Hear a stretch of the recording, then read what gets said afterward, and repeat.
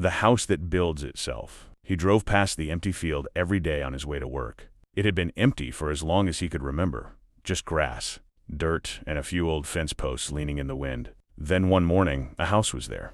Not a construction crew, not a foundation, not even tire tracks. Just a fully built house sitting in the middle of the field, like it had always been there. He slowed down, staring at it. The windows were dark. The door was closed. The paint looked fresh, too fresh. The next day, the house was bigger. A new room had been added to the side, a room that hadn't been there yesterday.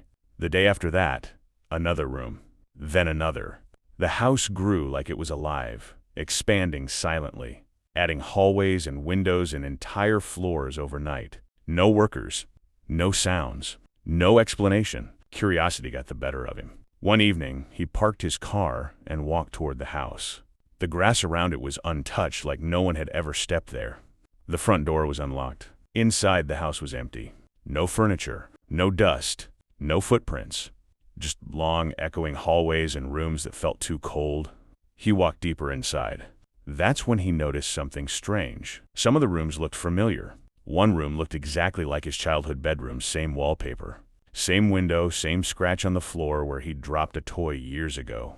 Another room looked like his grandmother's kitchen. Another looked like the living room from the apartment he lived in 5 years ago. Rooms from his life. Rooms he hadn't seen in years. Rooms he never told anyone about. He backed away slowly, heart pounding. The house creaked, not like wood settling, but like something shifting, adjusting, reacting to him. He turned to leave. The hallway behind him was different, longer, darker. The door he came through was gone. The house had changed while he wasn't looking. He walked faster, trying to find an exit. Every turn led to another room from his past, places he'd forgotten, places he didn't want to remember, places he never thought he'd see again. Finally, he found a door that led outside. He ran to his car and didn't look back. The next morning, the house was even bigger. It had added a porch, a garage, a second floor, and on the side facing the road, a new window had appeared. A window with a light on. A window that looked into a room he recognized, his current bedroom. He doesn't drive that way anymore. But sometimes late at night he hears construction sounds in the distance. Hammering, sawing, building.